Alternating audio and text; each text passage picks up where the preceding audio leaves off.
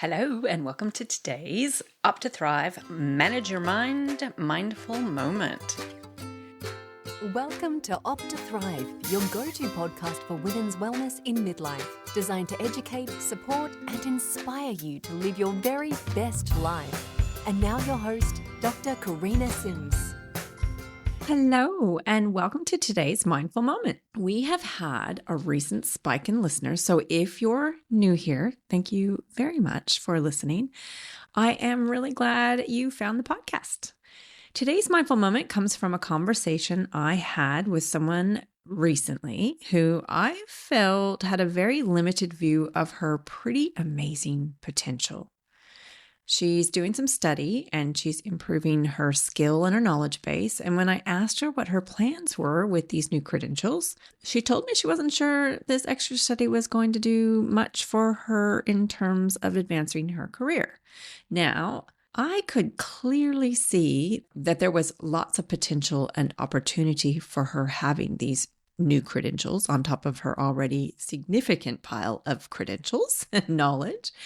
But I could see that her view was pretty narrow, that she wasn't really seeing the potential and the opportunity.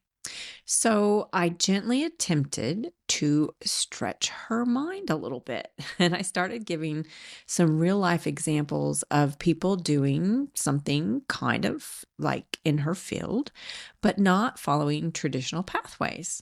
Well, she totally missed the point. She took what I was saying as something I thought that she should do when I was actually just showing her examples of other things that were possible to show her that there were lots and lots of options and maybe inspire her to get a bit creative and maybe think outside the box. Now, if she was happy getting this new credential and not really doing anything with it, great. But I could see that she was feeling a little bit disheartened and maybe even starting to question if she was wasting her time. I never think education is a waste of time, ever. So it reminded me of that maybe overused metaphor or parable. Forgive me if you've heard it a few too many times, but it's the best example off the top of my head to illustrate what I want to talk about today. I've heard it told in multiple different ways, but essentially it's the idea that if you tie an elephant to a stake or something that restrains them when they are young and they're smaller and they can't actually move if they're tied to this stake or chair or some kind of object, they develop a belief that they are always restrained so that when they grow into these huge animals that they can be tied to a twig or something that couldn't possibly hold them. But because they don't believe they can be free, they just stay where they're tied. Their belief is the only thing that holds them back. This is an example of what is called a limiting belief. Limiting beliefs are those quiet internal stories that we carry, the ones that say, I'm too old to start that now. That ship has sailed. I'm not the kind of person who does that. I'm not good with tech or art, money, love, change. Does any of this sound familiar to you? Now, before you answer that, let me just say that these beliefs can be pretty sneaky. Sneaky little dream stealers is what I like to call them. They're sneaky because they often sound like logic, like being realistic. But they can also be outdated beliefs that just haven't been challenged recently. These beliefs are often inherited or absorbed from our past experiences. And like the elephant, we can stop trying long before we realize we've outgrown that stake, that we are strong enough to rip it out of the ground and get going. Here's what I think. I think that we're in the second half now. We never really know how many tomorrows there are, but we definitely have less than we did yesterday. There really is no time like the present to get on with it, do the things we want to do before it's too late. Write the book, learn the language, go back to school, start the business, travel, maybe even travel solo if that's what you want, or if that is how it has to be. Find new love. Finally feel at home in your body. What's the stake that's been holding you? What can't have you accepted as truth without testing it recently? Sometimes the hardest part isn't doing the thing. Sometimes the hardest part is believing that you're allowed to want more, allowed to take up space, allowed to try and fail. I don't believe in failures, by the way. I only believe in learning experiences. Allowed to change your mind. Allowed to become someone new.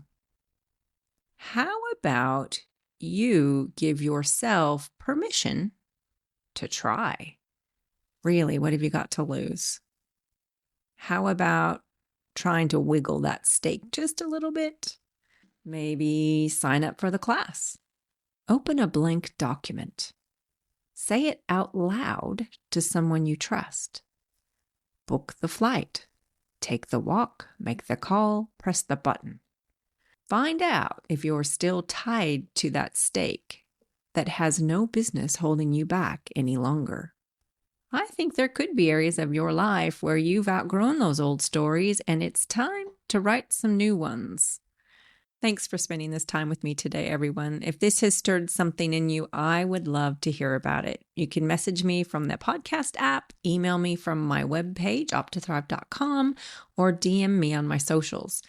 I hope you'll take even just one brave little step today. You are stronger than you think, and it's not too late. I hope you've enjoyed this Manage Your Mind mindful moment. And if you have, and you can think of someone else who might enjoy it, please pass it on. And don't forget to rate and review the podcast to make it more visible to those who might get something out of it too. Have a great week, everyone. And until then, I hope you opt to thrive. Hey, wait a minute. Before you go, I want to mention I've just started an email list and I'm planning lots of fun things in the future. Maybe a newsletter. Not sure yet what else I'm going to do. However, I am so excited because I am getting ready to host my very first ever webinar on June 21st. It's a masterclass on weight management in midlife. Weight management is one of the things that my patients complain about most often, especially during midlife, when it seems like we gain this weight and we struggle a lot to get it off.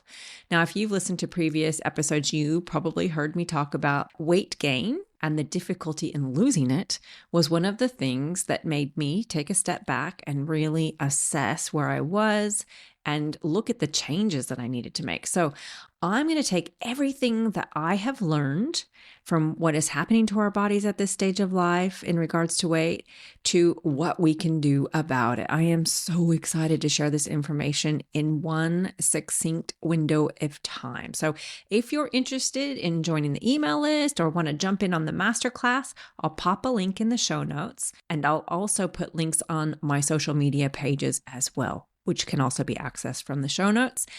Have a great week, everyone. Until then, I hope you opt to thrive. The Opt to Thrive podcast is designed for information purposes only and is not engaged in the giving of medical advice. The information provided on the podcast should not be used for diagnosing or treating a health problem or disease.